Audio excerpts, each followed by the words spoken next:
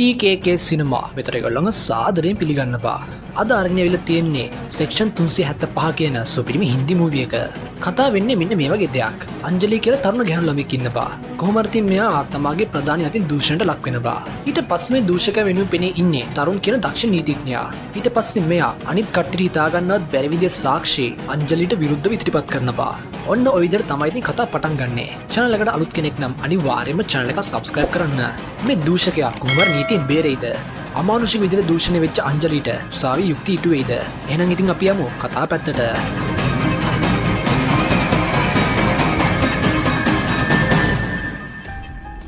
කතා පටන් ගද්දින් පෙන්වන්නේ මොකක්ම හේතුවක් හින්දා මොකක් හරි දෙයක් ගැන කල්පනා කරන ගමන් ඉන්න ගැහණු කෙනෙක්ව.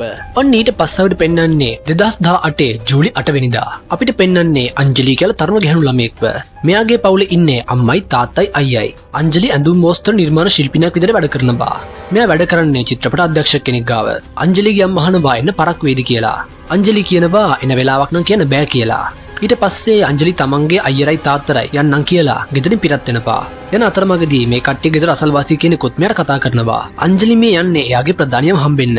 මේ ඉන්න කෙනා තමයි චිත්‍රපට අධ්‍යක්ෂක රෝහන්. අංජලි කියනවා මීරා මැඩම් තමයි මාව එව්වේ. අනිද්දා රූගත කිරීම කරන්න තියෙන චිත්‍රපටියේ ඇඳුම් මොස්තර ටික පෙන්වන්න. ඊට පස්සේ රෝහන් කියනවා ඒ ටික පෙන්වන්න කියලා. ඒ වගේම අංජලිව තමන්ගේ ළඟින්ම වාඩි කරව ගන්නවා. අංජලි එයා ගෙනත් තියෙන ඇඳුම් ටික පෙන්නද්දී රෝහන් එයා දිහා ටිකක් අමුතු විදිහට තමයි බලන්නේ. ඊට පස්සේ රෝහන් ගෙදර වැඩ කරන කෙනාට කියනවා මේසි උඩ බඩු ලයිස්ට්ත් එක්කම සල්ලි ටික තියෙනවා. ගිහිල්ලා ඒ ටික අරන් ඉන්න කියලා. ඕන ඉතින් ඊට පස්සේ ගෙදර වැඩ කරන කෙනා ගෙදරින් පිටත් වෙලා යනවා. රෝහන් අංජලිට කිට්ටු වෙනවා. ඊට පස්සේ රෝහන් අංජලිව මෙතනදී දූෂණය කරනවා. ඊට පස්සේ අපිට පෙන්වන්නේ ගෙදරට එන අංජලිව. අංජලි මේ වෙද්දි තමන්ගේ මුහුණ ආවරණය කරගෙන තමයි ඉන්නේ. අසල්වාසී ගැහණු කෙනා අංජලිව දකිනවා. මෙයා අංජලිව දැක්කට පස්සේ එයාගේ මොකක් හරි වෙනසක් තේරෙනවා. එයා අංජලිට කතා කරාට අංජලි හැරලවත් බලන්නේ නැහැ. අංජලි හැමීට ගෙදරට යද්දී එයාට ඉස්සෙල්ලාම හම්බෙන්නේ එයාගේ අයියව. අංජලිව දැක්කට පස්සේ එයාගේ අයියටත් මොකද්ද වෙලා තියෙන්නේ කියලා තේරෙනවා. ඔන්න ඊට පස්සෙට පෙන්වන්නේ හවස්වල ෂූටින් එකට රෝහන්ව. රෝහන් එයාගේ වැඩ කරන කට්ටියටත් ඒ කට්ටිය කරලා තිබ්බ වැරද්දකට බනිනවා. ෂූටින් එක අතරතුරේදී පොලිසියෙන් එන රෝහන් හොයාගෙන.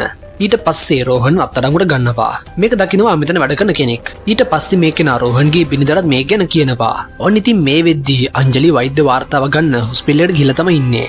මේ වෙද්දී රෝහල ඇතුලේ ගැහණු වෛද්‍යවරියක් නැහැ. ගැහණු ડોක්ටර් කෙනෙක් වැඩට එන්නේ තව දවස් දෙකකින්. මේ පිරිමි ડોක්ටර් අහනවා එයා වෛද්‍ය පරීක්ෂණ කරාට කමක් නැද්ද කියලා. හැබැයි ඉතින් අංජලි නම් ඒකට කැමැත්තක් නැහැ වගේ තමයි පේන්නේ. මෙතන තවත් පොලිස් කාන්තාවක් ඉන්නවා. මේ ડોක්ටර් මේ පොලිස් කාන්තාවට බනිනවා. මෙයා අකමැති නම් මොකටද මාව එක්කන් ආවේ? මට තවත් වැඩ තියෙනවා කියලා. ඊට පස්සේ පොලිස් කාන්තාව අංජලිට කියනවා ඔයා මේ වෛද්‍ය පරීක්ෂණේ පරක්කු කරවුවොත් එහෙම ඒකෙන් අවශ්‍යයක් වෙන්නේ ඔයාටමයි. මොකද කාලය ගත වෙන්න ඇඟේ තියෙන පොඩි පොඩි තුවාල හොඳ වෙනවා. ඒ වගේම රහස් ප්‍රදේශවල තියෙන ඉඳිමීම්, තැලීම් මේ වගේ දේවල් හොඳ වෙන්න පුළුවන්. එහෙම වුණාම ශුක්‍රණ හඳුන ගන්න අමාරු වෙනවා. ඒ හින්දා වෛද්‍ය පරීක්ෂණේ පුළුවන් තරම් ඉක්මනින්ම කරගන්න එක තමයි හොඳ. ડોක්ටර් මේ දෙක කියද්දිම අංජලි මේ දෙයට කැමති කියනවා. ඊට පස්සේ ડોක්ටර් අංජලිගෙන් ප්‍රශ්න වගේක් අහනවා. ඒ වගේම මේ ප්‍රශ්න වලට හරිම උත්තර දෙන්න ඕනේ. මොකද මේ ප්‍රශ්න වලට උත්තර එකක් හරි වැරදිව දුන්නොත් එහෙම ඒකෙන් වාසියක් වෙන්නේ චූදිතයට. ඊට පස්සේ ડોක්ටර් අහනවා මේ සිද්ධි උනේ කවද්ද කියලා. අංජලි කියනවා අද උදේ 11ට. ડોක්ටර් අහනවා කී දිනෙකද කියලා. මේ ප්‍රශ්නය අහද්දී අංජලි ටිකක් අවුල් යනවා. ડોක්ටර් මේ දේ තේරලා කියනවා මේක තමයි ක්‍රමය කියලා. ඊට පස්සේ අංජලි කියනවා එක්කෙනයි කියලා. එයා අඳුරන කෙනෙක්ද? ඔව්. ඔයා බැඳලා දින්නේ නෑ. අන්තිමට ඔසප්පු දිනය දවස් දෙකකට කලින් මීට කලින් කාත් එක්ක ලිංගික එකතු වෙලා තියෙනවද? මේ ප්‍රශ්නය අහද්දී අංජලි යාගේ අම්මා දිහා බලනවා. ඊට පස්සේ අංජලි ටිකක් කල්පනා කරලා ඔව් කියලා කියනවා. මේ දේ සිද්ධ වෙද්දී අංජලි අඳන් හිටිය ඇඳුම් කරපු ඉරියව් මොකද්ද කියලා පවා මේ වෛද්‍ය පරීක්ෂණයේදී අහනවා. අත්වරේ සිද්ධ වෙද්දී විරුද්ධ වුණාද? අංජලි තප්පර කිහිපයක් නිශ්ශබ්ද ඉඳලා කියනවා ඔව් කියලා. ඒ වගේම අන්තිම ප්‍රශ්නේ අහනවා චූදිත ශුක්‍රණු පිට කරාද කියලා. අංජලි තප්පර කිහිපයක් නිශ්ශබ්ද වෙලා ඉඳලා අහනවා පිට කරන්නේ නැතුව පිරිමි කෙනෙක් ඒ වැඩේ නවත්තනවාද කියලා. ડોක්ටර්ත් ඉතින් මේ දෙයට අවුල්. හැබැයි ඉතින් එයාට කරන්න දෙයක් නැහැ. අංජලි ඇඳුම් ඉවත් කරලා දාලා එයාගේ වෛද්‍ය පරීක්ෂණය කරනවා.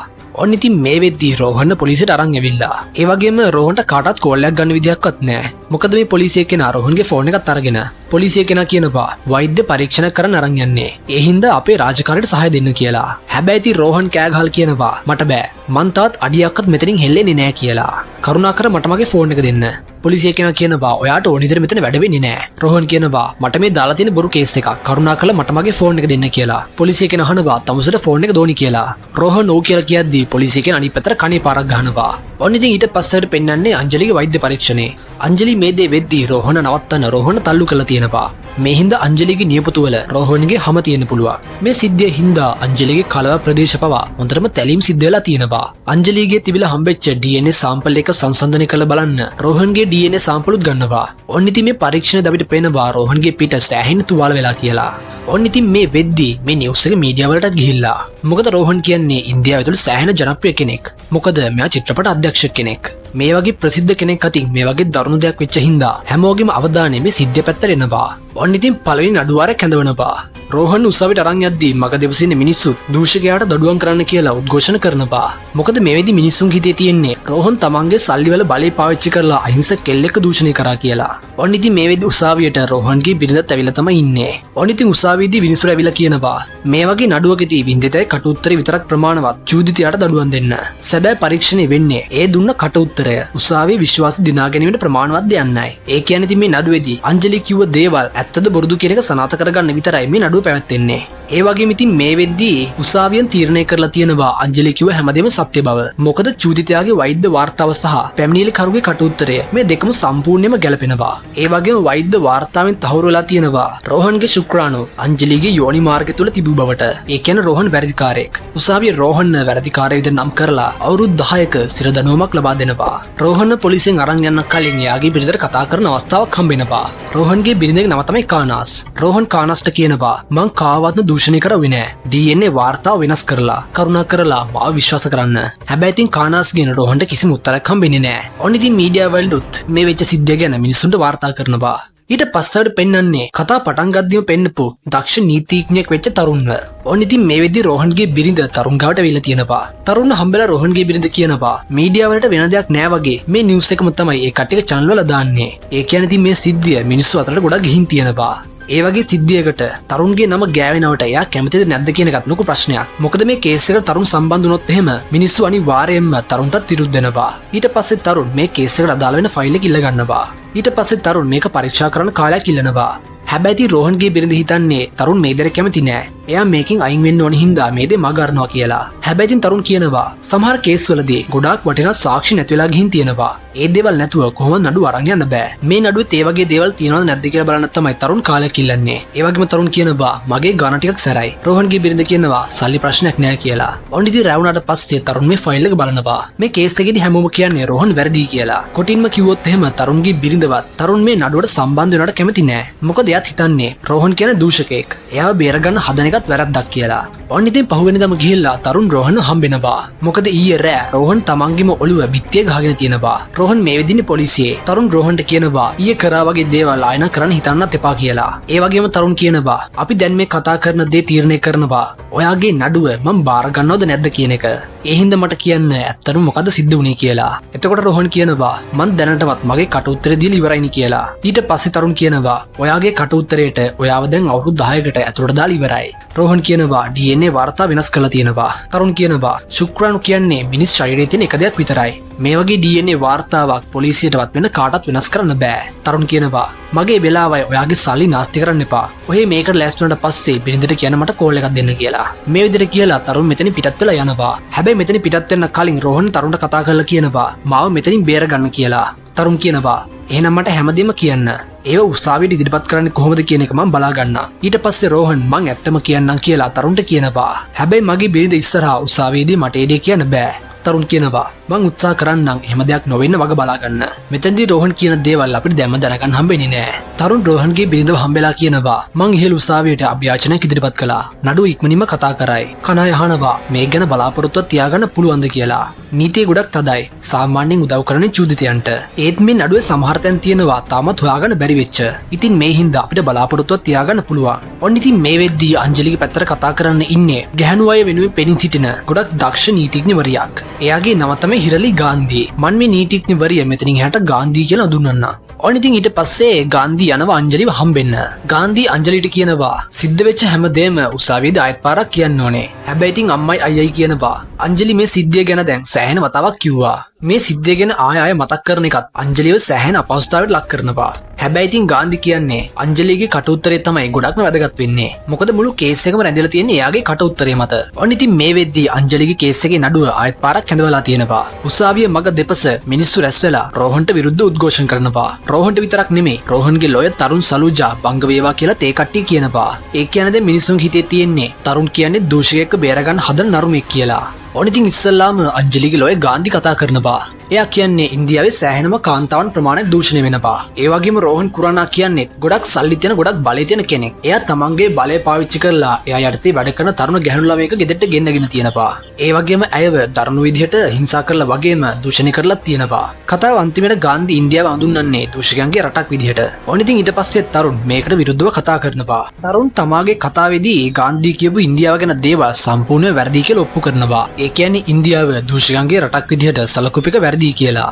ඒ වගේම තමයි අංජලිගේ නඩුව.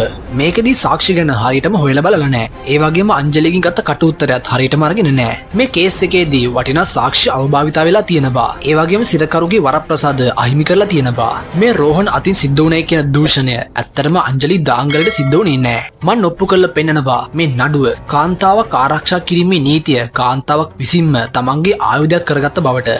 ඔන්න ওই විදිහට තරුන්ගේ ආරම්භ කතාව ඉවර වෙනවා. ඊට පස්සේ උසාවිය කෙටි විරාමයක් ලබා දෙනවා. ඕන ඉතින් ඊට පස්සේ තරුණ යනවා ගාන්ධිව හම්බෙන්න. මෙතනදී අපිට දැනගන්න හම්බෙනවා මේ ගාන්ධි කියලා කියන්නේ තරුණගෙන් ඉගෙනගත්ත කෙනෙක්. ඒ කියන්නේ දැන් ඉතින් ගුරුවරයයි ගෝලයි තමයි ප්‍රතිවාදීන් විදිහට ඉන්නේ. ඕන ඉතින් ඊට පස්සේ අංජලි තමාගේ කට උත්තරේ ආයෙත් පාරක් කියනවා.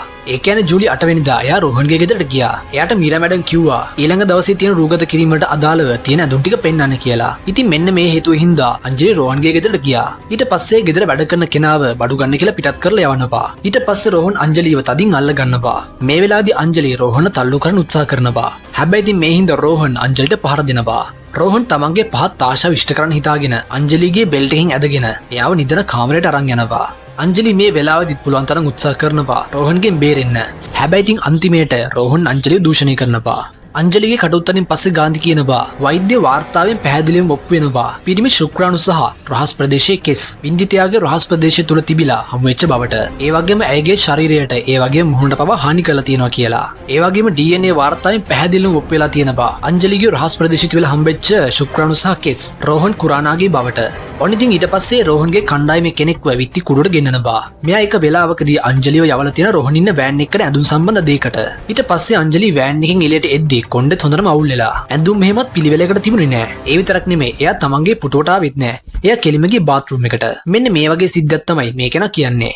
ගාන්ධි කියනවා රෝහන් කුරානා කියන්නේ දරුණු ගණේ කාමතුරේ. ඒ කියන්නේ අසහනකාරයෙක්. මෙයා තමන්ගේ බලය පාවිච්චි කරලා ගැහැණු ළමයින්ව ලිංගික අපයෝජන කරන වගේම ලිංගික බලපෑම් කරන්න. මේ සාක්ෂි ගොඩක් ඉහළින් සලකා බලන්න ඕනේ. මොකද මේ රෝහන් කුරානාට මේ දේ සාමාන්‍ය දෙයක්. ඒ හින්දා මම උසාවියෙන් ඉල්ලන්නේ කලින් නියම කරපු දඬුවම තවත් දීර්ඝ කරන්න කියලා. ඒ කියන්නේ අවුරුදු 20ක බරපතල වැඩ සහිත සිර දඬුවමක් දෙන්න කියලා ගාන්ධි උසාවියෙන් ඉල්ලනවා. තරුණ ඩිෆෙන්ස් කරන්න යද්දිම මිනිසුරු කියනවා උසාවියේ දවල් කෑම නතර කරනවා. ඔන්න ඉතින් තරුණ පොඩ්ඩක් එළියට ගියාට පස්සේ මීඩියාවෙන් ඇවිල්ලා තරුණගෙන් ප්‍රශ්න කරනවා. තරුණ මාස ගානකට කලින් කෝටි ගානක වංචාවක් කරපු කෙනෙක් වෙනුවෙන් පෙනී ඉඳලා තියෙනවා. මේ කාන්තාවන් කෑ ගහනවා කාන්තා හිංසාවට විරුද්ධව. හැබැයි ඔයා දූෂකෙක් වෙනුවෙන් පෙනී ඉන්නවා. තරුණගෙන් ගහනවා ඔයාට හිතෙන්නේ නැද්ද ඔයා මේ පෙනී ඉන්නේ වැරදිකාරයෙක් වෙනුවෙන් කියලා. තරුණ කියනවා දූෂකයෙක්ද නැද්ද කියන එක තීරණය කරන්නේ උසාවිය නැතුව මාධ්‍ය නෙවෙයි. ඔන්න ඉතින් මේ වෙලාවෙදිම මෙතන ඉන්න ගැහණු කෙනෙක් බැරියල් එකෙන් පැනලා ඇවිල්ලා තරුණගේ මුහුණට මොන හරි දියරයකින් දමලා ගහනවා. තරුණට මේ වෙච්ච දෙයට නම් සෑහෙන තරහකින් වගේ තමයි පේන්නේ. ඔන්න ඉතින් ආයෙත් පාරක් උසාවිය රැස් වෙනවා. තරුණ මේ වෙලාවේදී කියනවා මං කැමති පොලිස් පරීක්ෂක මිලින්ද් කාස්ලේගෙන් ප්‍රශ්න කරන්න. ඔන්න ඊට පස්සේ කාස්ලේගෙන් ප්‍රශ්න කරන්න පටන් ගන්නවා. තරුණ අහනවා අපරාධය සම්බන්ධයෙන් තොරතුරු හම්බුනේ කවද්ද? ජූලි 8 වෙනිදා අංජලි චූදිතයට විරුද්ධව පැමිණිල්ලක් ගොනු කරපු දවසේ. තරුණ කියනවා ජූලි 8 වෙනිදා දවල් 1ට අංජලි ආවා පොලිසියට පැමිණිල්ලක් දාන්න. ඊට පස්සේ ඔයා චූදිතයව අත්අඩංගුවට ගත්තා එයාගේ ප්‍රකාශයට අනුව. ඒ කියන්නේ අංජලිගේ ප්‍රකාශයට අනුව කිසිම ආකාරයක පරීක්ෂණයක් නොකර. කාස්ලේ කියනවා ඒක තමයි ක්‍රමවේදය. අලුත් නීතිවලට අනුව මොන දූෂකයෙක් වුණත් පුළුවන් ඉක්මනින්ම අත්අඩංගුවට ගන්න ඕනේ. මොකද වෛද්‍ය පරීක්ෂණ පරක්කු නොවෙන්න ඕනේ හින්දා. තරුණ කියනවා චූදිතා පුළුවන් තරම් ඉක්මනින්ම අත්අඩංගුවට අරගෙන එයාව වෛද්‍ය පරීක්ෂණයට යොමු කරන්න ඕනේ කියලා. අලුත් නීති රීතිවලට අනුව අංජලි පොලිසියට ආවේ දවල් 1ට. හැබැයි ඔයා චූදිතාව අත්අඩංගුවට ගත්තේ හවස 7ට. ඔයාගේ ඉක්මන් ක්‍රියාවට ඒ වෙලාවේදී මොකක්ද උනේ? කාස්ලේ කියනවා මම පැමිණිල්ල ලියන ගමන් තමයි හිටියේ. තරුණ කියනවා දවල් 1 ඉඳන් හවස 7 වෙනකල්ම අංජලිගේ පැමිණිල්ල ලියාගෙන තියෙනවා. කාස්ලේ ඔව් කියලා කියනවා. තරුණ කියනවා ඒත් සාමාන්‍ය දූෂණ සහ ලිංගික අපයෝජන ගැන පැමිණිලි සටහන් කරගන්නේ පොලිස් නිලධාරියෙක් නේද? අලුත් නීති රීති වලට අනුව. ඔන්න ඉතින් මේ ප්‍රශ්නෙට කාස්ලේට උත්තරත් නැහැ. මේකෙන් තේරෙන්නේ ඔය කට්ටියට තරුණ කෙන මොන වගේ වැඩෙද්ද කියලා. මොකද කාගවත් අවධානයක් යොමු වෙන්නේ නැති පැත්තකට තරුණගේ අවධානය ගිහින් තියෙනවා.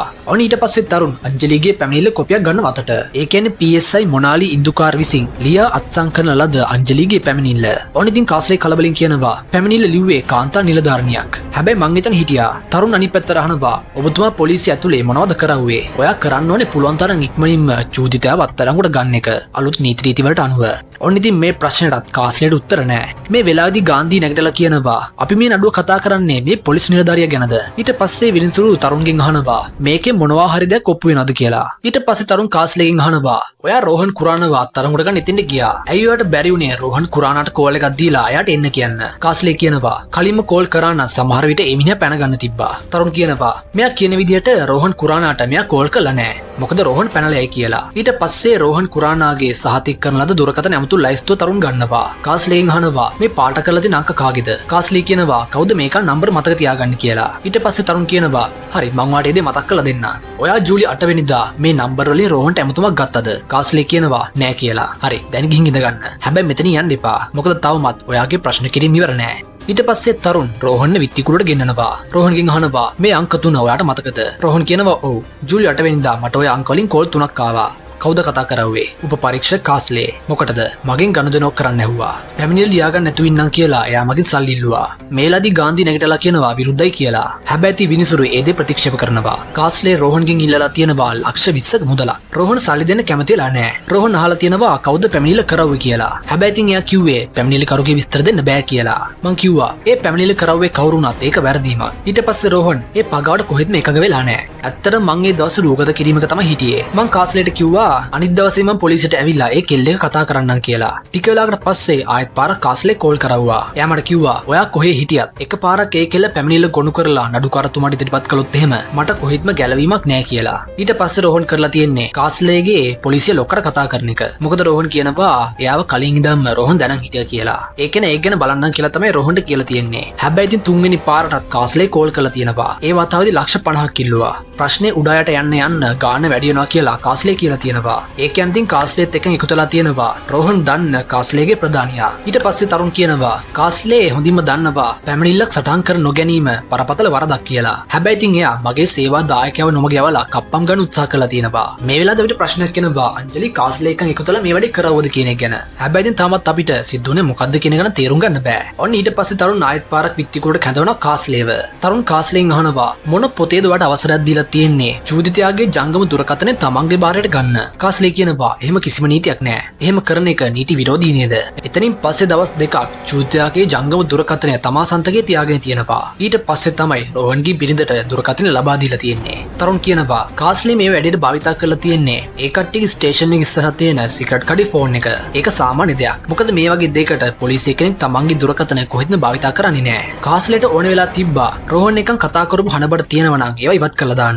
ජූලි 8 වෙනිදා රාත්‍රී 9ට රෝහන් කුරානාගේ පොරවණයක් රෝහන්ගේ ගෙදරදී පොලිස් බාරයට ගන්නවා. හැබැයි ඉතින් කාස්ලේ මේ පොරවණය තමන්ගේ බාරයට අරන් තියෙනවා. කාස්ලේ කියන විදිහට ආයෙ අරන් තියෙන්නේ ෆොරන්සික් එකට යවන්න. මේ බෙඩ් ෂීට් එකේ තිබිලත් රෝහන්ගේ ශුක්‍රාණු හම්බෙලා තියෙනවා. ඒ වගේම කාස්ලේ මෙඩිකල් එකට අදාළ වෙච්ච හැම සාම්පල් එකක්ම එකතු කරගෙන තියෙනවා. හැබැයි ඉතින් සාම්පල් විද්‍යාගාරයට ලැබිලා තියෙන ජූලි 13 දවස් 5ක් ගත වෙලා තියෙනවා. ඒ කියන්නේ මේ නඩුවේ ගොඩක්ම සංවේදීම වැදගත්ම සාක්ෂි දවස් 5ක් තිස්සේ කාස්ලේ තමන් සන්තකේ තියාගෙන ඉඳලා තියෙනවා. ඔන්න ඉතින් මේ ප්‍රශ්නේදීත් කාස්ලේ නිශ්ශබ්දයි. විනිසුරු කාස්ලේගෙන් අහනවා ඇයි පරක් වුණේ කියලා. මේලදී කාස්ලේ කියන්නේ VIP කෙනෙක් යනවා කියලා තිබ්බා. අපි ඒකට වැඩ කරන ගමන් තමයි හිටියේ. ඔන්න ඉතින් මෙතනදී කාස්ලේ කියන්නේ සම්පූර්ණයෙන් බොරු කියලා ඔප්පු වෙනවා. මොකද සාමාන්‍ය දවස් 5ක් මේ වගේ දෙයක් හින්දා පරක් වෙන්නේ නැහැ. එහෙම දෙයක් වුණත් වෙනත් කෙනෙක් අතේ හරි යවන්න තිබ්බා. මෙතනින්ම හැමෝටම තේරෙනවා කාස්ලේ කියන සම්පූර්ණයෙන්ම බොරු කියලා. ඊට පස්සේ තරුණ කියනවා කාස්ලේට හොඳටම පුළුවන්කමක් තිබ්බා සාක්ෂි විනාශ කරන්න හරි නැති කළා දාන්න හරි. ඒ හින්දා මේ සාක්ෂි කොහෙත්ම පිළිගන්න බෑ. ඒ හින්දා මේ සාක්ෂි නැතුව චූදිතයාට විරුද්ධව කිසිම නඩුවක් ගොනු කරන්න බෑ. ඒ හින්දා තරුණ උසාවියෙන් ඉල්ලනවා රෝහන්ට ඉක්මන් වගේම ගෞරවනීය නිදහසක් ලබා දෙන්න කියලා. ඊට පස්සේ විනිසුරුවන් කියනවා දණ්ඩ නීති සංග්‍රහය උල්ලංඝනය කිරීමක් කියන්නේ හොයලා බලන්න ඕනේ කාරණාවක්. මේක ගැන සලකා බලන්න කාලයක් ඕනේ. ඒ හින්දා හවස 4 වෙනකල් උසාවියේ කල් දානවා. ඔන්න ඉතින් ඊට පස්සේ ගාන්ධී ගිහිල්ලා තරහෙම කාස්ලේකන් කතා කරනවා. ගාන්ධී කියනවා ඔයා හින්දා නඩුව සම්පූර්ණ අනිත් පැත්ත ගහන්න පුළුවන්. ඊට පස්සේ කාස්ලේ කියන්නේ ඔය දේවල් ඔහොම තමයි වෙන්නේ. අපිට මාසයකට ඔය වගේ පැමිණිලි ගොඩක් හම්බ වෙනවා. ඒ වගේම තමයි ඉතින් අපිට මේ වගේ තැන්වල පාච්චාලෙලා හොඳට පුරුදුයි. මෙන්න මේ වගේ දේවල් කියලා කාස්ලේ තමන්ගේ වැරද්ද වහගන්නවා. ඊට පස්සේ ගාන්ධී කෙලින්ම ඇවිල්ලා හම්බෙන තරුණට කියනවා ඔයා හොඳින්ම දන්නවා සාක්ෂි වෙනස් කළා නෑ කියලා. නිකන් තර්ක ඉදිරිපත් කරලා ඔයා කොහොමද දිනනවා කියලා හිතන්නේ. ගාන්ධී කියන්නේ අංජලිට යුක්ති ඉටු වෙන්න ඕනේ කියලා. තරුණ කියනවා ඔයා පැමිණිලි පාර්ශවයේ ඒ හින්දා ඔයා හිතන්නේ ඔයා සත්‍ය වෙනුවෙන් සටන් කරනවා කියලා. හැබැයි ඉතින් මේක සිද්ධ වෙච්ච වෙලාවේ ඔයා හිතන හිටියෙත් නෑ. මං හිටියෙත් නෑ. මේ සිද්ධිය සම්පූර්ණ මැත්ත හැංගිලා තියෙන්නේ. කොහොමද ඉතින් මේ දෙන්න කතාව මේ විදිහට යනවා. මේ වෙලාවේදී අපිට දැනගන්න හම්බ වෙනවා ගාන්ධී තරුණ ගාව ඉගෙන ගනිමින් ඉද්දී මගින් අයින් වෙලා තියෙනවා කියලා. ඔන්න ඉතින් මේ වෙලේ සෝෂල් මීඩියා වලත් මිනිස්සු රෝහන්ට විරුද්ධව එක එක දේවල් ෂෙයා කරනවා. ඔන්න ඉතින් ආයෙත් පාරක් උසාවියේ රැස් වෙනවා. මිනිස්සු කියනවා ජූදිතයාගේ පැත්තෙන් ඉදිරිපත් කරපු තර්ක ප්‍රායෝගිකව වළංගුයි. හැබැයි ඉතින් පොලිසියේ අනුවන ක්‍රියාවන් හින්දා පැමිණිලිකරුට අවශ්‍යයක් වෙන්න දෙන්න බෑ. ඒ වගේම කාස්ලේ දණ්ඩ නීති සංග්‍රහය උල්ලංඝනය කරලා තියෙනවා. ඒක උසාවියේ සම්පූර්ණයෙන් පිළිගන්නවා. හැබැයි ඉතින් කාස්ලේට දැනුමක් නෑ මේ වගේ වැදගත් සාක්ෂි වෙනස් කිරීම සම්බන්ධයෙන්. ඇත්තටම ඉතින් කාස්ලේ කියන්නේ සාමාන්‍ය පොලිස් නිලධාරියෙක්. එයාට කොහෙත්ම මේ වගේ විද්‍යාත්මක දැනුමක් නෑ. මේ හැමදේම සලකලා බලලා උසාවියේ තීරණ කරන් තියෙනවා. ජූදිතයාට විරුද්ධව තියෙන සියලුම වෛද්‍ය පරීක්ෂණ නිර්වද්‍ය බව. ඒ හින්දා මේ දේවල් එයාව නිදහස් කරන තරම් ප්‍රමාණවත් නෑ. ඔන්න ඊට පස්සේ තරුණ පරණ කේස් එක ගැන කියනවා. ඒකත් මේ වගේම නඩුවක්. ඒකෙදිත් මේ විදිහටම දණ්ඩ නීති සංග්‍රහය උල්ලංඝනය වෙලා තියෙනවා. මෙන්න මේ හින්දා ඒ නඩුවේදී චූදිතයාට සම්පූර්ණයෙන්ම නිදහස හම්බෙලා තියෙනවා. ඒ වගේම ඒ නඩුවේ තීන්දුව දීලා තියෙන්නේ මේ ඉන්නේ විනිසුරුවරයාම තමයි. තේරෙනව ඇතිනේ තරුණගේ ප්ලෑන් එක. තරුණ මේ කේස් එකේ වෙච්ච දේවල් මේකට පාවිච්චි කරලා තියෙනවා. ඒ කියන්නේ ඒ නඩුවේදී වගේම තීන්දුවක් ගන්න තමයි තරුණගේ ප්ලෑන් එක. හැබැයි ඉතින් මේ වෙලාවේදී විනිසුරුවරයා කියන්නේ හැම නඩුවක්ම එක වගේ නෑ. ඒ හින්දා මං හිතන්නේ නෑ හැම කෙනාටම එකම හැන්දෙන් බෙදන්න ඕනේ කියලා. ඊට පස්සේ තරුණ කියනවා උසාවි හිතනවා පොලිසිය වැරදි හින්දා අංජලි දුක් විඳින්න ඕනේ නෑ කියලා. ඒ වගේම තමයි මගේ සේවාදායකයාත්. පොලිසිය වැරදි ක්‍රියාකලාපේ හින්දා එයා දුක් විඳින්න ඕනෙත් නෑ. ඒ හින්දා තරුණ රෝහන්ට අප ලබා දෙනෙමින් ඉල්ලනවා. හැබැයි ඉතින් විනිසුරුවරයා මේක එකපාරින් ප්‍රතික්ෂේප කළා දානවා. ඒ වගේම උසාවි තවත් දවසකට කල් දානවා. ඔන්න ඉතින් තරුණ ගෙදර ගියාට පස්සේ බිරිඳත් එයත් එක්ක වැඩි කතාවක් නෑ. තරුණටත් පොඩි දුවෙක් ඉන්නවා. ඒ හින්දා පවුලේ කවුරුවත්ම තරුණ මේ කරන දෙයට කැමති නෑ. ඔන්න ඉතින් ඊළඟ දවසේ ආයෙත් පාරක් නඩුවක් ඇඳවෙනවා. තරුණ උසාවියට CCTV දර්ශන කිහිපයක් පෙන්වනවා. ඒ කියන්නේ රෝහන්ගේ ගෙදර වැඩ කරන ගැහණු කෙනා ගෙදරින් බඩු ගන්න ගියපු වෙලාව සහ බඩු අරගෙන ගෙදරින් ආපු වෙලාව හොඳින්ම සටහන් වෙලා තියෙනවා. මේ කාලේ විනාඩි 22ක්. ඒ කියන්නේ රෝහන් විනාඩි 22ක් ඇතුළත අංජලිව දූෂණය කරලා තියෙනවා. තරුණ නැවිල්ලා අංජලිගෙන් ප්‍රශ්න කරනවා. තරුණ අහනවා දූෂණ සිද්ධ වුණේ ගෙදර කොතනද කියලා. හැබැයි ඉතින් අංජලි කට උත්තරේ හැමදේම කියලා තමයි තියෙන්නේ. අංජලි කියනවා දූෂණ සිද්ධ වුණේ නිදර කාමරයේ කියලා. ඊට පස්සේ තරුණ අහනවා ඔයාව කොහොමද ඒ කාමරයට අරන් ගියේ? මේලාදී ගාන්ධී නැගිටලා කියනවා කට උත්තරේ පැහැදිලිවම මේ දේවල් කියලා තියෙනවා. අංජලි වෙක්කන් ගිහින් තියන්නේ එයාගේ බෙල්ට් එකෙන් ඇදගෙන. ඒ වගේම ඇඳ ඇතිලිල්ලේ තිබිලා රෝහන්ගේ ශුක්‍රාණු වගේම අංජලිගේ කෙස් පවා හමු වෙලා තියෙනවා. ඒ විතරක් නෙමෙයි එතන බිබි තිබිලා අංජලි කොණ්ඩේ ගහන් හිටපු පිච්ච මලුත් හමු වෙලා තියෙනවා. හැබැයි ඉතින් මේ වෙලාවේදී තරුණ කියනවා ඒ මල් ගොඩක් පරණේවා කියලා. තරුණ අංජලිට කියනවා රෝහන් එයාව දූෂණය කරපු විදිය කියන්න කියලා. අංජලි කියනවා රෝහන් අංජලිගේ කලිසම ඉවත් කරා කියලා. ඊට පස්සේ තරුණ සාක්ෂියක් පෙන්නනවා. මේක තමයි අංජලි දාංගලේ අඳන් හිට කලිසම. මේ කට්ටිය ඒකට 100%ක් සමාන කලිසමක් නිර්මාණය කරලා තියෙනවා. ඕන ඉතින් ඊට පස්සේ ගාන්ධී මේ කලිසම් දෙක පරීක්ෂා කරලා බලනවා. ඒ කියන්නේ කලිසම් දෙකම එක වගේද කියලා. ඕන ඉතින් ගාන්ධීට තේරෙනවා මේ කලිසම් දෙකම එක වගේ කියලා. ඊට පස්සේ තරුණ අංජලිගේ ප්‍රමාණයට සමාන ගැහණු ළමයෙක් උසාවියට ගෙනනවා. ඊට පස්සේ මේ කලිසම මේ ගැහණු ළමයට අදින්න කියලා කියනවා. ඔන්න ඉතින් මේ කලිසම අදින්න ගියාම සෑහෙනම අමාරුයි. මොකද මේ කලිසම ගොඩක් හිර එකක්. ගලවන්න වගේම අදින්න සෑහෙන වෙලාවක් යනවා. තරුණ මේකෙන් පෙන්නලා දෙනවා. තනි මිනිස්සෙට මේ කලිසම ගලවනවායි කියන එක කරන්න ටිකක් අමාරු වැඩක්. විශේෂයෙන්ම කෙනෙක්ගේ විරුද්ධ වීමක් මැද. තරුණ අහන්නේ විනාඩි 22කින් රෝහන්ට මේ හැමදේම කරන්න පුළුවන්ද? විනාඩි 22ක් ඇද්ද රෝහන්ට අංජලිව අපයෝජනය කරන්න? ඒකත් අංජලිගේ විරුද්ධත්වයේ මැද. මොකද අංජලි විරුද්ධ වෙනවා, කෑ ගහනවා, රණ්ඩු වෙනවා. මේ වගේ දේවල් කරද්දී රෝහන් එයා නිදන කමරට අරන් ගිහින් තියෙනවා. ඇය ගොඩක් දඟලද්දී ඇයගේ තද හිර වූ කලිසම ගලවලා තියෙනවා. ඊට පස්සේ රෝහන් ඇය දූෂණය කරනවා. අංජලි නැවතත් එයාගේ හිර වෙච්ච කලිසම ඇඳගෙන ආයෙත් පාර ගෙදරින් එළියටත් එනවා. ඊට පස්සේ ඇය බිල්ඩින් එකෙන් පිටත් වෙලා ගිහිල්ලා තියෙනවා. මේ හැමදේම සිද්ධ වෙන්න විනාඩි 22ක කාලයක් ඇති වෙයිද කියලා තමයි තරුණ උසාවියෙන් අහන්නේ. ගාන්ධි නැගිටලා කියනවා ස්වාමීනි ඇයව බලෙන් මේ යට කරගෙන තමයි හිටියේ. තරුණ කියනවා මේ වගේ සිද්ධියකදී නියපොතු පරීක්ෂණය ගොඩක් වැදගත්. රෝහන් ඇත්තටම අංජලි යට කරගෙන හිටියනා රෝහන්ගේ නියපොතු වල තිබිලා අංජලිගේ ලේ සාම්පල් තියෙනවද කියලා හොයාගන්න ඕනේ. හැබැයි ඉතින් රෝහන්ගේ වෛද්‍ය වාර්තාවේ නියපොතු සම්බන්ධ කොටස මුකුත්ම නැහැ. ඔන්න ඉතින් මේ වෙලාවේදී ගාන්ධි ඇවිල්ලා කියනවා අංජලිගේ නියපොතු වල තිබිලා රෝහන්ගේ හැම සාම්පල් හොයාගෙන තියෙනවා. ඊට පස්සේ රෝහන්ගේ ෆොටෝ එකක් පෙන්නනවා. මේ තියෙන්නේ නියපොතු පාරවල් වලින් තුවාල වෙච්ච රෝහන්ගේ කොන්ද ප්‍රදේශ. පේනවයිත ඔය කට්ටියට එතන සෑහෙනම සීරීම් තුවාල තියෙනවා. ඊට පස්සේ තරුණ කියනවා මේ තුවාල වලක් තියෙන වෙනම කතාවක්. සාමාන්‍ය මේ දේ වළක්වන්න යද්දී උත්සාහ කරන්නේ පිටතට තල්ලු කරන්න. සීරීම් තුවාල අනිවාර්යයෙන්ම තියෙන්න ඕනේ ශරීරයේ ඉදිරිපස ප්‍රදේශයේ. ඒ කියන්නේ මුහුණේ, පපුවේ, උරහිස්වල. නැතුව පිටේ නෙමෙයි. මේ තුවාල සලකුණු වලින් පෙන්වන්නේ ඊටමත් හැඟුම්බර ලිංගික සමතාවක්. ඊට පස්සේ ගාන්ධි අහනවා ඔයා දැන් කියන්නේ ඔයාගේ සේවා දායකයා අංජලි එක්කන් ජූලි 8 වෙනිදා ලිංගික සබඳතාව පැවැත්වුවා කියලාද? තරුණ කෙලින් උත්තරේ ඔව් කියලා දෙනවා. ඒක සාමාන්‍ය හැඟීම්බර ලිංගික සබඳතාවක්. මොකද අර කියනවා වගේ දෙයක් කොහෙත්ම සිද්ධ වෙන්න බෑ. මොකද විනාඩි 22කින් ඇයගේ විරුද්ධත්වය මැද මේ දේ සිද්ධ වෙන්න බෑ. ඒ වගේම තරුණ කියනවා අපි පිළිගන්නවා රෝහන් සහ අංජලි අතර ලිංගික සබඳතාව පැවැත්වූ බවට. හැබැයි ඉතින් මේ හැමදේම අංජලිගේ සම්පූර්ණ කැමැත්තක් මත සිද්ධ වෙච්ච දෙයක්. මේ දෙන්න අතර පෙම් සබඳතාවක් තිබිලා තියෙනවා. සම්බන්ධය නැවතුණාට පස්සේ අංජලි දාංගලේ බොරු චෝදනාවක් එක්ක නඩුවක් ගොනු කරනවා. මේක ඇහෙනවත් එක්කම රෝහන්ගේ බිරිඳ මෙතනින් නැගිටලා යනවා. ගාන්ධි කියනවා අංජලිගේ කලවාවල තියෙන තැලීම් සහ තුවාල වලින් තේරෙනවා ඒ දේ කොහෙත්ම කැමැත්තෙන් සිද්ධ වෙච්ච එකක් නෙමෙයි කියලා. ඔන්න ඉතින් ඊට පස්සේ නඩුව 24 වෙනිදා වෙනකල් කල් දානවා. ඊට පස්සේ තරුණ ගිහිල්ලා රෝහන් හම්බෙනවා. රෝහන් මේ වෙලාවේදී අහනවා ඔයා මොකද්ද ඒ කරවුවේ කියලා. ඔන්න ඉතින් මේකෙන් අපිට තේරෙනවා රෝහන් තරුණට කියන්න එපා කියලා කිව්වේ මෙන්න මේ දේ. රෝහන් කියනවා මට රස්සාවක් නැති වුණා. හැබැයි මට පවුලක් ඉන්නවා. ඔයා ඒ දේ ප්‍රතික්ෂේප කරන තාක්කල් මට ඒ දේ රැක ගන්න තිබ්බා. හැබැයි ඉතින් තරුණ කියනවා ඔයා ඒ දේ පිළිගත්තේ නැත්නම් ඔයාට හැමදාමත් ඇතුළටලා ඉන්න වෙනවා. ඔන්න ඊට පස්සට පෙන්වන්නේ ගෙදරට වල ඉන්න තරුණ. තරුණට මේ වෙලාවේදී කෝල් එකක් එනවා. තරුණගේ කෙනෙක්ට හම්බෙලා තියෙනවා අංජලිගේ අසල්වැසියෙක්ව. මතකතනේ අංජලි ගෙදරින් යද්දී මෙයා අංජලිව හොඳින්ම දැක්කා. ඒ විතරක් නෙමෙයි අංජලි ගෙදර එනකොටත් මෙයා අංජලිව හොඳින්ම දැක්කා. මේ ගැහණු කෙනා කියනවා අංජලි උදේ වැඩට යනකොට හොඳින් ඇඳ පැළඳගෙන ගියා. ඔන්න ඊට පස්සේ මේ ගැහණු කෙනා තරුණට සම්පූර්ණ කතාවම කියනවා. ඔන්න ඉතින් ඊට පස්සෙට පෙන්වන්නේ ඊළඟ නඩුවාරය. තරුණ මේ වෙලාවේදී විත්තිකුඩට කැඳවන්නේ අංජලිගේ අයියව. තරුණ අංජලිගේ අයියට මෙන්න මේ වගේ දෙයක් කියනවා. ඔයා උසාවිය ගැන හරියට දන්නේ නැතුව ඇති. උසාවිය නොමග යවුවොත් හරි, වැරදි තොරතුරක් දුන්නොත් හරි, අවුරුදු 7ක සිර දඬුවමක් නියම වෙන වැරද්දක්. තරුණ අහනවා ඔයාගේ ඇඟිල්ලේ මුතු වලින් හදු මුද්දක් තියෙනව නේද? මේ වගේ මුද්දක් සාමාන්‍යයෙන් පැලඳගෙන ඉන්නේ කේන්තිය පාලනය කරගන්න. මොකද ඔයාගේ කේන්තිය ඔයාගේ නංගිගේ ප්‍රශ්නෙත් එක්ක ලොකු සම්බන්ධකමක් තියෙනවා. ජූලි 8 වෙනිදා ඔයාගේ නංගි ගෙදර ආවට පස්සේ ඔයාට සිද්ධිය කිව්වා. ඒ වෙලාවේදී ඔයාට ගොඩක් තරහ යන්නේ නැති. අංජලිගේ අයියා කියනවා ඔව් මට උගේ අඬු එකින්නේ කඩලා දාන්න ඕනේ වුණා. තරුණ කියනවා ඔයාගේ තරහ ඔයාගේ නංගිගෙන් පිරිමහගත්තා. ඔබ ඇයව ගේ ඇතුළට අරන් ගිහිල්ලා හොඳට පහර දුන්නා. මොකද ඔයා හිතන්නේ ඒක ඔයාගේ නංගිගේ වැරද්දක් කියලා. ඇය මොකටද එයාගේ ගෙදරට ගියේ? තනියම යන්න කලින් ඒ ගැන පොඩ්ඩක් හිතන්න තිබුණා. මොකද කෙල්ලෙක්ගේ ගෞරවය කියන්නේ මුළු පවුලේම ගෞරවය. පිරිමියෙක්ට මේ වගේ දෙයක් වුණොත් එහෙම කොහොමත් ඒ දේ වැඩි ගණන් ගන්නේ නැහැ. හැබැයි ගැහණියකට මේ දේ වුණොත් එහෙම වටේ ඉන්න මිනිස්සු කවදාවත් ඒ දේ අමතක වෙන්න දෙන්නේ නැහැ. මට තේරෙනවා මේ දේ ඔයාට කොච්චරක ලැජ්ජාවක්ද කියලා. ඔයාගේ ලැජ්ජාවේ කේන්තිය ඔයාගේ නංගිගෙන් පිරිමහ ගන්න ඔයාගේ නංගිට ගැහුවා. උසාවියට බොරුවක් කිව්වොත් එහෙම අවුරුදු 7ක් ඇතුලේ මගේ ළඟ සාක්ෂිකාරින් 6ක් ඉන්නවා. ඔයාගේ නංගිට ඔයා පහර දෙනවා දැකපු. කොහොම හරි තරුණ මේ වගේ දේවල් කියලා අංජලිගේ අයියව හොඳටම තරහා ගස්සනවා. ඔන්න ඉතින් මේත් එක්කම අංජලිගේ අයියා ප්‍රමෝද් කියනවා ඔව් මං ගැහුවා තමා. මොකද ඒක ඒකීගේ වැරද්ද. තරුණ අහනවා තමුන් කොහොමද ගැහුවේ කියලා.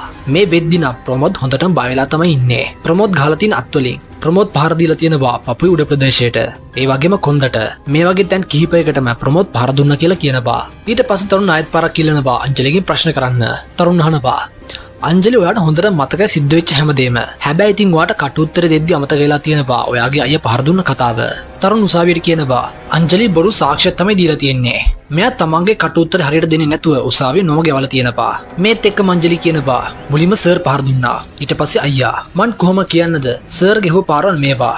අයියා ගෙහුව පාරවල් මේවා කියලා වෙන් කරන්නේ කොහමද?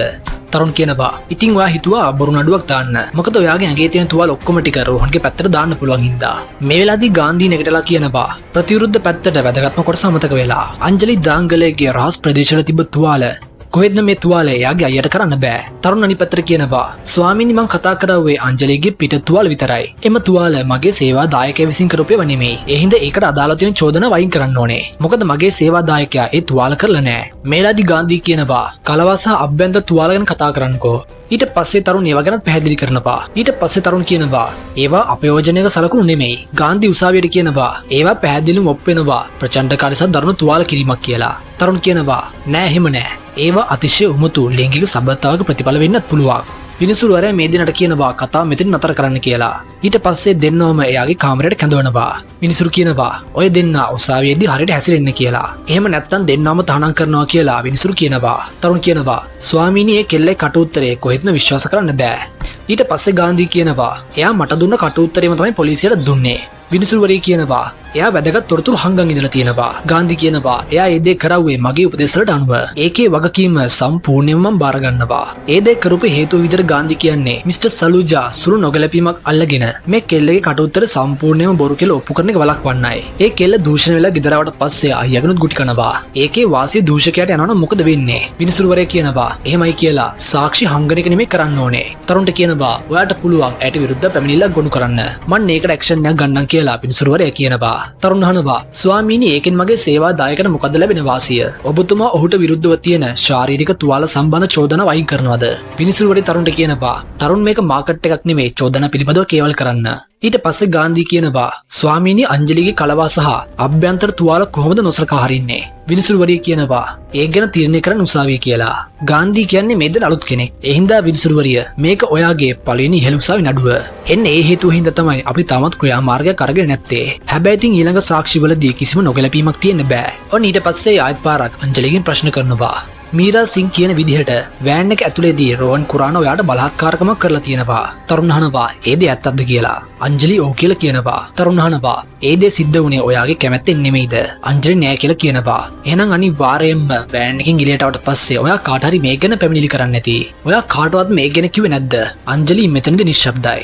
ගාන්ධි කියනවා මේ වගේ දෙයක් පැමිණිලි කරවුවොත් එහෙම එයාට යාගේ රස්සාව නැති වෙන්න තිබ්බා. කොහොමද මේ වගේ දෙයකදී අධ්‍යක්ෂකව අයින් කරන්නේ නැහැ? තරුණ අනිත් පැත්තට කියනවා මේ වගේ දෙයක් කලින් වෙලා තියෙද්දිත් ඔයා ආයෙත් පාරක් තනියමම රෝහන්ගේ ගෙදරටත් ගියා. අංජලි කියන්නේ ඒක මගේ රස්සාව කියලා. තරුණ අහනවා රෝහන්ගේ ගෙදර වැඩ කරන කෙනා එළියට ගියාටත් පස්සේ ඔයා ඒ ගෙදර ඉඳලා තියෙනවා. ඒකත් ඔයාගේ රැකියාවේ කොටසක්ද?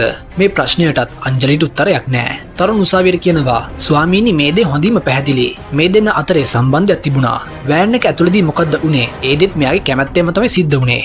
මේලාදී ගාන්ධි තරුණ කියපු දේවල් එකක්වත් ගැලපෙන්නේ නැහැ කියලා කියනවා. ඒ කියන්නේ කලින් කිව්වා ලිංගික සම්බන්ධය සිදුුනේ නැහැ කියලා. හැබැයි පස්සේ කියනවා ඒ දෙන්න අතර සම්බන්ධයක් තිබ්බ කියලා. මේක උසාවියේ නොමග යැවීමක් කියලා ගාන්ධි තරුණට චෝදනා කරනවා. ඒ වගේම ගාන්ධි අහනවා මේවට සාක්ෂි කොහෙන්ද කියලා. ඊට පස්සේ තරුණ මෙන්න සාක්ෂි කියලා හાર્ඩ් ඩ්‍රයිව් එකක් ගන්නවා. මේ තමයි රෝහන්ගේ වෑන් එකේ CCTV දර්ශන.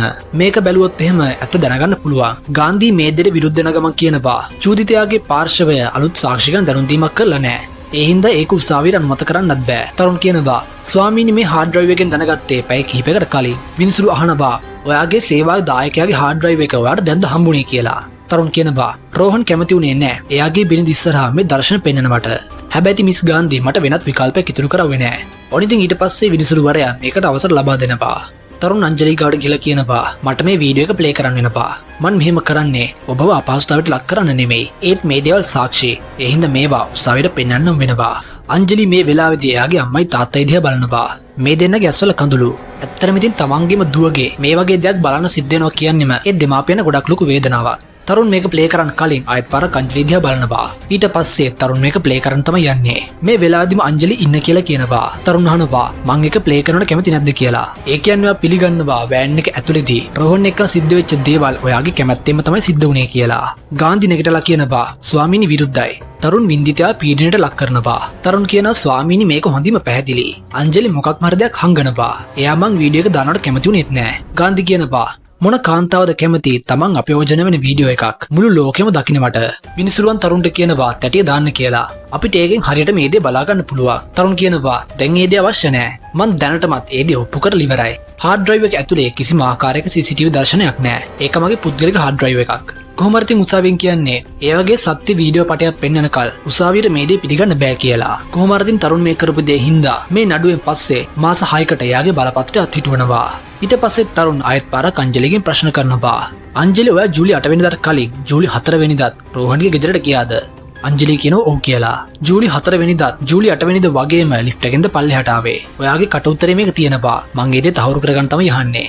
අංජලි ඔව් කියලා කියනවා. ඔන්න ඊට පස්සේ තරුණ CCTV දර්ශනයක් පෙන්වනවා. මේකෙදි හොඳින්ම පේනවා අංජලි ජූලි 8 වෙනිදා එයාගේ කොණ්ඩේ බැඳලා නැහැ. ඒ කියන්නේ කොණ්ඩේ කඩාගෙන ඉන්නේ. හැබැයි ජූලි 4 වෙනිදා අංජලි තමන්ගේ කොණ්ඩයේ පිච්චමල් ලමුනාගෙන තමයි එන්නේ. මීට කලින් මං උසාවියට පෙන්නුවා රෝහන්ගේ ඇඳයට තිබිලා හම්බෙච්ච මල් ගොඩක් පරණ ඒවා කියලා. ගැහණු කට්ටිය හැම වෙලෙම පළදින්න අලුත් ඒවා. පරණ ඒවා නෙමෙයි. ඒකෙන් පැහැදිලිවම ඔප්පු වෙනවා ජූලි 8 වෙනිදා හම්බෙච්ච මල් ඇත්තටම වැටෙන්නේ ජූලි 4 වෙනිදා කියලා. ඒ කියන්නේ ජූලි 4 වෙනිදාත් අංජලි අනිවාර්යයෙන්ම රෝහන්ගේ ඇඳේ ඉඳලා තියෙනවා. ආයෙත් ජූලි 8 වෙනිදාත් ගිහින් තියෙනවා. ඒ විදිහට තවත් යන්නේ නැති. මේ කියද්දිම ගාන්ධී නැගිටලා කියනවා මොකද ඇය දන්නේ නැහැ ඇයව දූෂණය කරයි කියලා. ඊට පස්සේ තරුණ ගාන්ධීට කතා කරන්න අවස්ථාව දෙනවා. තරුණ කියන තරකයට අනුව රෝහන්ගේ අංජලිගේ අතර සම්බන්ධයක් තිබුණත් ඒත් මේ දූෂණ චෝදනා වළංගු වෙනවා. පිරිමියෙක්ගේ ගෙදරකට යනවා කියන එකෙන් කියවෙන්නේ නැහැ ලිංගික ක්‍රියාවකට අවසර දෙනවා කියලා. පිරිමියෙක් එක්ක ඇඳක් උඩ නිදාගත්තත් ඒකෙන් කියවෙන්නේත් නැහැ මේ දෙයට අවසරයක් දෙනවා කියලා. ඒ විදිහට ලිංගික ක්‍රියාවක් වුණත් ඒක අනාගතයේ ලිංගික ක්‍රියාවක් සඳහා අවසර දීමක් නෙමෙයි. මේ දෙයට කැමැත්ත සහ අවසරය හැම අවස්ථාවකදීම අවශ්‍යයි. තරුණ නැගිටලා කියනවා මන් මේ දෙයට එකඟයි. හැබැයි ඉතින් ලිංගිකත්වය කියන්නේ ගොඩක් පෞද්ගලික දෙයක්. කාමරය ඇතුලේ කැමරා තිබුණෙත් නැහැ. ඇහින් දැකපු කට්ටිය හිටියෙත් නැහැ. ඉතින් අපි කොහොමද දන්නේ ජූලි 4 වෙනිදා කැමැත්තක් තිබුණා ජූලි 8 වෙනිදා තිබුණේ නැහැ කියලා. ගාන්ධී කියනවා අංජලිගේ කලව සහ අභ්‍යන්තර තුවාල වලින් කියවෙනවා ජූලි 8 වෙනිදා එයා ඒ දෙයට කැමැත්තක් තිබිලා නැහැ කියලා. ඔන්න ඉතින් විනිසුරුවරුන් තීරණය කරනවා නොවැම්බර් 9 වෙනිදා ආයෙත් පාරක් උසාවිය කැඳවන්න. ඔන්න ඉතින් මේ නඩුව පටන් අරගෙන දැන් මාසයක්ම ගත වෙලා. හැබැයි මිනිසුන්ගේ විරෝධතා ඒ විදිහටම යනවා. ඔන්න ඉතින් තරුණට හම්බෙනවා CCTV දර්ශනයක්. මේක තමයි රෝහන් ඉන්න ඇපාර්ට්මන්ට් එකේ ඇතුල් වීම ළඟ තියෙන ලිෆ්ට් එක. මේකදී අපිට පේනවා ජූලි 8 වෙනිදා උදේ 11:20ට රෝහන්ගේ ගෙදර වැඩ කරන කෙනා ලිෆ්ට් එකෙන් එනවා කියලා. ඒ කියන්නේ බඩු අරන් එන්න. ඔන්න 11:34 වෙද්දී මුහුණ ආවරණය කරගත්ත අංජලි එනවා මෙතනින්. හැබැයි මෙයා එන්නේ ලිෆ්ට් එකෙන් නෙමෙයි. ඔන්න නොවැම්බර් 9 වෙනිදා උසාවිය රැස් වෙනවා. තරුණ එයා හොයාගත්ත වීඩියෝ එක පෙන්වන්න තමයි හදන්නේ. මේ තමයි තරුණ ඉන්න ඇපාර්ට්මන්ට් එකේ ඇතුල් වීමට තියෙන ලිෆ්ට් එක. මේකට වම් පැත්තේ තමයි පඩිපෙළ තියෙන්නේ. අංජලි ඇවිල්ලා තියෙන වම් පැත්තෙන්. ඒ කියන්නේ පඩිපෙළ හරහා. හැබැයි ඉතින් අංජලිගේ ප්‍රකාශය තියෙන්නේ ජූලි 8 වෙනිදා එයා පල්ලෙහාට ආවේ සෝපානෙන් කියලා. මතක ඇතිනේ කලින් වතාවේදී තරුණ මේක අංජලිගෙන් ඇහුවා. අංජලි මේ විදිහට බොරු කිව්ව හේතුව මොකද්ද? ඔන්න ඉතින් ඊට කලින් තරුණ රෝහන් විත්ති කුඩුවට ගේනවා එයාගේ පාපොච්චාරණය කරන්න. ඔන්න ඊට පස්සේ රෝහන් අංජලිව හම්බෙච්ච තැන ඉඳන් සම්පූර්ණම කතාව කියන පටන් ගන්නවා. රෝහන්ට අංජලිව හම්බෙලා තියෙන්නේ මාස 6කට කලින්. අංජලි ඒ වෙද්දී එයාගේ කණ්ඩායමේ කනිෂ්ඨ අඳුන් නිර්මාණ සහායිකාවක්. රෝහන් ඉස්සල්ලාම එයා ගැන වැඩි උනන්දුවක් තිබිලා නැහැ. හැබැයි රෝහන් එක දවසකදී දැකලා තියෙනවා අංජලි ෆොටෝස් ගන්නවා කියලා. ඊට පස්සේ රෝහන් අංජලිට මේක කියලා තියෙනවා. රෝහන් අංජලිට මේක කියන ටිකක් තරහින් වගේ. ඒ වගේම රෝහන් අංජලිගේ ෆෝන් එක අරගෙන බලනවා. අංජලි මේ ගහලා තියෙන්නේ රෝහන්ගේ ෆොටෝස්. රෝහන් කියනවා මගේ අවසරයක් නැතුව මගේ ෆොටෝ ගහන්න තහනම් කියලා. ඊට පස්සේ ආයෙත් අංජලිව වැඩට පිටත් කරලා යවනවා. දවසක් රෝහන් පාටි එකකට ගිහිල්ලා එද්දී ගොඩක් පරක් වෙලා තියෙනවා. ඒ හින්දා මෙයා උදේ පාන්දරම ඇවිල්ලා තියෙන එයාගේ ඔෆිස් එකට. මේ වෙලාව වෙද්දිත් අංජලි මෙතන වැඩ කරන ගමන් තමයි ඉන්නේ. මොකද තව ටික වෙලාවකින් මෙතන ෂූටින් එකක් තියෙන හින්දා. රෝහන් මෙතනින් අංජලිට කියනවා ස්පොට් එකට කියන්න මට කෝපියක් එවන්න කියලා එයාගේ වෑන් එකට. ඒ කියන්නේ රෝහන් ඉන්න වෑන් එකට. ටික වෙලාවකට පස්සේ අංජලිම කෝපියක් අරන් ගිහලා තියෙන රෝහන්ගේ වෑන් එකට. රෝහන් අහනවා ස්පොට් එකේ කවුරුත් නැද්ද කියලා. අංජලි කියනවා තාම කවුරුවත්ම ඇවිල්ලා නැහැ කියලා. මේ වෙලාවේදී රෝහන් අංජලිව සිප ගන්න හදනවා. හැබැයි ඉතින් මේ වෙලාවේදී අංජලි තමන්ගේ මුහුණ පහත් කර ගන්නවා. රෝහන් අහනවා මගේ ෆොටෝස් ගන්නත් පුළුවන්. තේ හදන් ඉන්නත් පුළුවන්. ඇයි සිප ගන්න විතරක් කැමති නැති කියලා. අංජලි රෝහන්ට කියනවා මං දැනන් හිටියේ නැහැ සර් බැඳලා ඉන්නේ කියලා. ඊට පස්සේ රෝහන් එයාගේ පුටුවක වාඩි වෙලා කියනවා අල්මාරිය ඇතුළේ තියෙන ස්ක්‍රිප්ට් එකක්. ඒ ස්ක්‍රිප්ට් එක ගන්න කියලා. ඇත්තටම අංජලි කියන්නේ ඇඳුම් නිර්මාණ සහායිකාවක්. හැබැයි රෝහන් මෙයාට බාර දෙනවා මේ ෆිල්ම් එකට අදාළ වෙන සම්පූර්ණ ඇඳුම් නිර්මාණ කරන අංජලිට. කොහොමද ඉතින් අංජලි මේ වැඩේ හොඳින් කරනවා. මේ හින්දා හැමෝම අංජලිට සුබ පතනවා. ඒ වගේම අංජලි මේ වෙද්දී ඉන්නේ රෝහන්ගේ වෑන් එකේ. රෝහන් එයාගේ බිරිඳ කානාස් එක්කම විවාහ වෙලා හිටියට ඒ දෙන්න අතර වැඩි සම්බන්ධයක් නැහැ. මේ කතාව රෝහන් අංජලිට කියනවා. ඔන්න ඉතින් ඊට පස්සේ රෝහන් සහ අංජලි අතර අනියම් සම්බන්ධයක් පටන් ගන්නවා. රෝහන් අංජලිව එක්කන් ගිහින් තිනවා එයාගේ අනෙක් ගෙදරට. කොහොමද ඉතින් ටික දවසක් යද්දී මේ දෙන්න ගොඩක් ලං වෙනවා. අන්තිමේට අංජලිට ඕන වෙලා තියෙනවා රෝහන් තමන්ගෙම කරගන්න. ඔන්න එක දවසක් අංජලි එක්ක ඉද්දී එයාගේ බිරිඳයි කෝල් එකක් එනවා. හැබැයි රෝහන් අංජලිට කියන්නේ එයාට වැදගත් මීටින් එකක් තියෙනවා. ඒ හින්දා මම පිටත් වෙනවා කියලා. හැබැයි ඉතින් අංජලිට මේ දේ තේරෙනවා. රෝහන් යන්න කලින් රෝහන්ගේ සංවත්සරයට සූපතනවා. ඔන්න ඉතින් පවුදා රෝහන් අංජලිගෙන් අහනවා ඔයා අපේ ඇනිවර්සරි ගැන කොහොමද දන්නේ කියලා. ඒ කියන්නේ රෝහන්ගේ එයාගේ බිරිඳගේ. අංජලි කියන්නේ රෝහන්ගේ බිරිඳගේ Facebook friend කෙනෙක්. එයා සංවත්සරය ගැන පෝස්ට් එකක් දාලා තිබ්බා. මේකට තරහා ගිහපු රෝහන් අංජලිගේ ෆ්ලැට් එකේ අතුරු ඉල්ල ගන්නවා. ඊට පස්සේ අංජලිට බැනලා මෙතනින් එළියට දානවා. මෙන්න මේ සිද්ධිය තමයි රීටා දැකලා තිබ්බේ. ඔන්න ඉතින් පස්සේ දවසකදී අංජලි ආයෙත් පාරක් යනවා රෝහන්ගේ ගෙදරට. කොහොමරින් මේ වෙලාවෙදිත් මේ දෙන්න අතර බහින් බස්සීමක් යනවා. රෝහන් කියනවා ඔයාව රස්සාවට ගත්තේ ඔයාගේ තියෙන හැකියාවකට නෙමෙයි කියලා. එළිය ඕන තරම් කෙල්ලෝ ඉන්නවා තමුසෙට වඩා දක්ෂතාවය තියෙන කට්ටිය. කාටවත් මේ වගේ දෙයක් මෙච්චර ලේසියෙන් ලැබෙන්නේ නැහැ. තමුසෙට මං කරව උදව්වක්. ඒ දෙත් මදි. තමුසෙට දැන් ඕනේ මගේ ගෑණි වෙන්න. මගෙත් එක්ක නිදාගත්ත කියලා තමුසෙ මාව පාලනය කරන්න එපා. අංජලි මෙතන පිටත් වෙලා යද්දී පිස්සුව හොඳ වුණාම ආයෙත් පාරක් වැඩට එන්න කියලා රෝහන් කියනවා. අංජලි තියාගන්නවා තමුසෙගේ රස්සාව කියලා තරහිම මෙතනින් පිටත් වෙලා යනවා. ඔන්න ඊට පස්සේ ජූලි 8 වෙනිදා අංජලි රෝහන්ට කතා කරලා එයාගෙන් සමාව ඉල්ලලා තියෙනවා. මේලාද අංජලි රෝහන් එක කතා කරන්නේ ගොඩක් දුක හිතෙන විදිහකට. සර් මට ගොඩක් උදව් කරා. හැබැයි මං සර් එක කරන්න උනා. ඒකට මට ගොඩක් සමාව වෙන්න කියලා අංජලි කියනවා. ඒ වගේම මට සර් එක්ක විනාඩියක් කතා කරන්න ඕනි කියලා අංජලි කියනවා. ඊට පස්සේ රෝහන් කියනවා මීරා ගාව ඇඳුම් වගේක් ඇති. ඒ ඇඳුම් ටික අරන් ඇවිල්ලා මට පෙන්නන්න කියලා. ඔන්න ඊට පස්සේ කලින් සිද්ධ වුණා වගේම ගෙදර වැඩ කරන කෙනා පිටත් කරලා යන බඩු ගේන්න. ඔන්න ඉතින් මේ වෙලාවේදී රෝහන් අංජලිව තමන්ගේ ළඟට ගන්නවා. ඊට පස්සේ අංජලි වඩාගෙන එක්කන් යනවා යාගේ කාමරයට. ඔන්න ආයෙත් අපිට පෙන්වන්නේ උසාවිය. තරුණ කියනවා රෝහන් කියන්නේ තෙච්චර හොඳ මිනිස්සෙක් නෙමෙයි. ඇත්තටම අංජලි කියන දුප්පත් කෙල්ලෙක්. සෑහෙන ලොකු හීන ලෝකයක් මවලා ඒ දේ එක පාරටම විනාශ කරලා දානවා. මේ දේ එක අතකින් ගත්තම දූෂණයකට අඩුත් නෑ. හැබැයි ඉතින් දූෂණයකුත් නෙමෙයි. එතකොට ජූලි 8 වෙනිදා අංජලි පඩිපෙළ භාවිතා කරේ මොකටද? මොකද ඒ පඩිපෙළේ එක CCTV කැමරාවක්වත් නෑ. ජූලි 8 වෙනිදා ඇත්තටම සිද්ධුනේ මෙන්න මේකයි. අංජලි රෝහන් එකට ඉඳලා ගෙදරින් එළියට එනවා. එයාට ලිෆ්ට් එක යන්න පුළුවන්කම තියෙද්දිත් එයා යන්නේ පඩිපෙළෙන්. අංජලි පරීක්ෂා කළ බලනවා පඩිපෙළේ කවුරු හරි පල්ලා ඉන්නවද කියලා. ඔන්න ඊට පස්සේ මෙයා තමන්ගේම කලවා මේ පඩිපෙළේ කොනක ගහ ගන්නවා. ලොකු වේදනාවක් දැනුණත් මෙයා මේ දේ කරනවා. ඒ වගේම තමන්ගේ ඔළුවත් බිත්තිය ගහ ගන්නවා. තරුණ කියනවා රෝහන් කොයිම වෙලාවකවත් අංජලිගේ ශරීරයට හානි කරවුවේ නෑ. ඔහු හානි කරවුවේ අංජලිගේ මනසට, එයාගේ ආත්මයට, එයාගේ අභිමානයට. මේ නඩුව ඇත්තටම අංජලිගේ දූෂණය ගැන එකක් නෙමෙයි. මේක ඇයගේ පලි ගැනීමක්. ඊට පස්සේ තරුණ තමන්ගේ ප්‍රශ්න කිරීම අවසන් කරනවා. ඊට පස්සේ අවස්ථාව හම්බෙන්නේ ගාන්ධිට තමන්ගේ අවසන් ප්‍රකාශ කරන්න. දණ්ඩ නීති සංග්‍රහයේ තියෙන පරිදි කාන්තාවට කරන ලද අපයෝජනය වෛද්‍ය වාර්තා මගින් සනාථ වෙලා තියෙනවා නම්, ඒ වගේ මේ කාන්තාව කියනවා නම් එයා ඒ දෙයට කැමැත්තක් තිබෙන්නේ නැහැ කියලා, ඒක අනිවාර්යයෙන්ම සලකන්නේ දූෂණයක් විදිහට. ඒකේ වැරද්ද අනිවාර්යයෙන්ම චූදිතයාගේ. එයා නිවැරදි නම් ඒ දේවල් ඔප්පු කරන සාක්ෂි ඕනේ. ප්‍රතිවිරුද්ධ පාර්ශවයේ කතාවල් නම් ගොඩක් තිබ්බා. හැබැයි මේ දේවල් වලට කිසිම සාක්ෂියක් නැහැ. ඉස්සල්ලාම පොලිස් පරීක්ෂක කාස්ලේගේ කතාව. දෙවෙනි කතාව විනාඩි 22කින් දූෂණ කරන්න බැරි බව. කවුරුම හරි ගොදුරු වෙච්ච කෙනකින් අහලා බලන්න. විනාඩි 5කුත් ඇති අපයෝජනයක් වෙන්න. තුන්වෙනි කතාව රෝහන් සහ අංජලි අතර තියෙනවා කිව්ව අනියම් සම්බන්ධය. මේකේ කිසිම අදාළත්වයක් නැහැ. මේ නඩුව ජූලි 8 වෙනිදා අංජලි දූෂණය වුණාද නැද්ද කියන එක සම්බන්ධවයි. ඒ කට්ටිය ගාව කිසිම ආකාරයක සාක්ෂියක් තිබ්බ නැති හින්දා මේ උසාවියට ඔහු විසින් බොරු සාක්ෂි ඉදිරිපත් කරවුවා. ඒ කියන්නේ හાર્ඩ් ඩ්‍රයිව් එකේ කතාව. අන්තිමේටම රෝහන් කුරානාගේ කතාව. ජූලි 8 වෙනිදා ඔහු ඇය දූෂණය කරවෙන්නේ නැති වුණත් ඊට කලින් ඉඳන්ම ඔහු ඒ දේ කරමින් ඉඳලා තියෙනවා.